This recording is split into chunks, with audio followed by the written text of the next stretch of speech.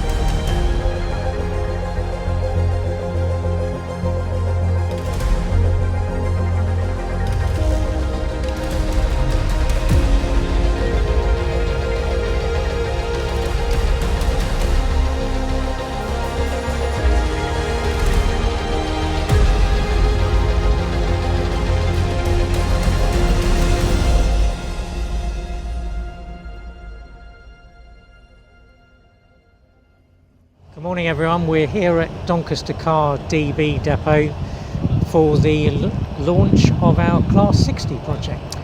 We chose the Class 60 locomotive because it was a natural choice to follow on from our first locomotive, the Class 56, because not only do we love Class 60s like 56s, but it goes with all our current wagon projects and unannounced and in development projects as well. We also have an affinity for the Class 60 because the first revenue earning working for a Class 60, which was 005 in 1990, was the Mousehole to Redland train hauling PGAs, and the PGA wagon was our first wagon that we released, so it's quite special for us to be able to model that train. When the 60s were being built at Brushworks, my brother and I ventured up from Essex in a 2CV to up to Brushworks to go round the back where you could see them all lined up outside the works, and ever since that day I've loved Class 60s. I did a very similar thing. I went down there with a friend of mine, and we saw the body shells on the backyard, ready to go into the factory and be assembled, and it was a new locomotive that as a child in my teens at that time, I'd never seen a new locomotive being built even, so it just sparked that sort of interest. And the triple grey sector livery just looked amazing on 60s. It was on there on the body outside the back before they even assembled it, and it was inspirational, and we're hoping that this model will be inspirational to a new generation of people as well. So the Class 60 was introduced in the late 1980s. They were built at Brush Traction in Loughborough. 100 of these 3,100 horsepower Goliaths were built, and they hauled some of the heaviest trains on British rail. We're talking petroleum, we're talking aggregates, those sort of really heavy trains. That's what they were designed for, and a job that they've done very well through the years. So they entered service in rail freight triple grey back in the late 1980s, early 1990s. They were split between the various sectors at the time, so we're talking coal, petroleum, construction and metals, and those four sectors, those locomotives operated hauling some of the heaviest trains on the rail network at the time. Through the years they've gone through into privatisation. They carried EWS, both the original and the later scheme that was introduced. They've also carried over the years DB Cargo, DB Schenker colours, the bright traffic red livery.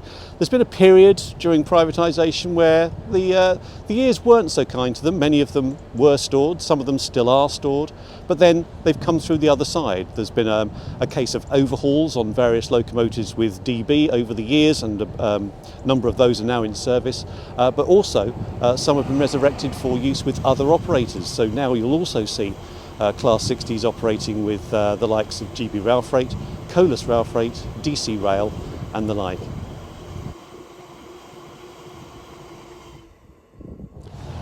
We've spent a lot of time doing research into the Class 60. We've been done work surveys. We've taken all those drawings, measurements that we've taken, produced the CAD work over the last few months, and we're now in a position to get that model to the factory and in production. Yeah, the loco has got injection moulded body with etched grills and detail parts fitted. That includes etched parts to the inside as well, where you can see through the body side grills. The way that this model has been approached is very much in the underframe. There's a lot of detail in there, lots of parts around the battery box area. The bogies themselves have been designed in several parts to allow full depth detail, full depth springs, that kind of thing. The locomotive itself will also have separately fitted handrails, metal buffers, separately fitted pipes, detail parts of the buffer beams, and turned brass horns. And the cabs themselves will be full depth as per the real locomotive, and the details inside will be all fully printed and painted. So we have the turned brass horns, the fine plastic wipers to represent the really thin wipers on the front, and then we have a lovely etch above the cooler group, which is amazing. And then the silencer, the exhaust silencer, is something we spent a lot of time studying and extensively measuring at Toten, which is now a work of art in itself, because the silencer is a big part of the locomotive, and this has been represented amazingly. So the cab, as Cav mentioned, it's full depth cab, fully detailed. We've really gone to town on the detail in the cab, because that's a big thing for us. The seats, the air conditioning, the dials, everything will be printed, all the details as per the real thing, fully painted and detailed. And the controls on the desks were separately fitted parts as well, so you get a full 3D relief of all the little handles and the sort of levers that operate all the systems. Inside the model, the 60 is a full suite of all the latest tech as per our previous Class 56 project. It'll have a 5-pole motor, twin flywheels, low ratio gears. The sound will be again produced as a custom file by ESU, which will include all the features such as flange squeals, power banks, that kind of thing. All the lighting features will be representative for the real thing, so you'll be able to have day mode, night mode, all controlled by DCC. It'll be a 21-pin socket, accessible through a removable roof panel again, as per the previous one. We'll also be including our dip switches, as we've got in the 56, for the guys on DC to be able to control all the functions as well. For me, the best feature of the locomotive is the front, the way it's captured the face of the loco. To me, it just looks like the real thing shrunk down, which is...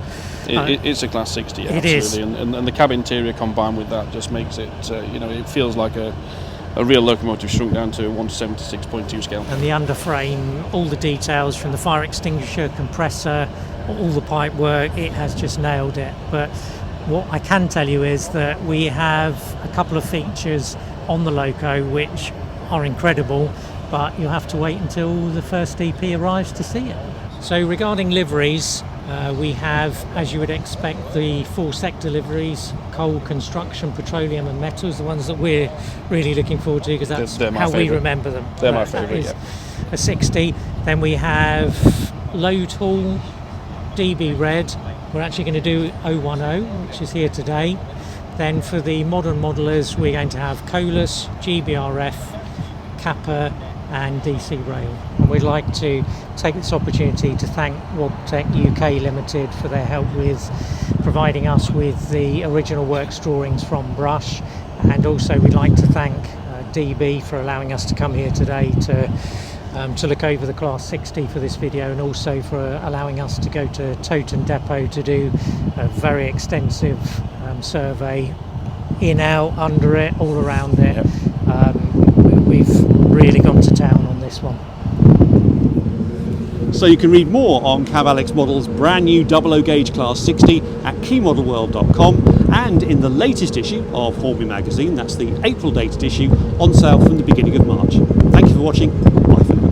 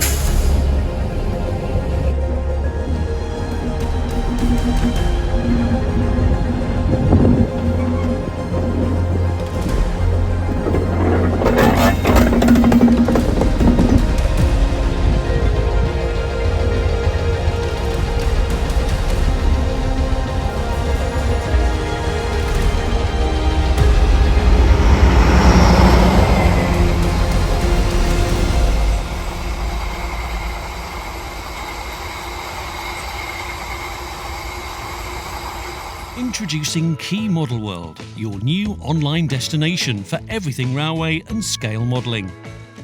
Featuring exclusive videos and features, unseen images, step-by-step guides, railway history and the latest news. Plus, it's home to our full layout build series. I'm going to stop you right there though, because I didn't do this. This is all you're doing. Join us for the latest content from Key Publishing's modelling titles, Hornby Magazine and Airfix Model World. Sign up today for as little as £3.75 per month, or if you're a magazine subscriber, bolt Key Model World onto your subscription package now. For more details, visit keymodelworld.com.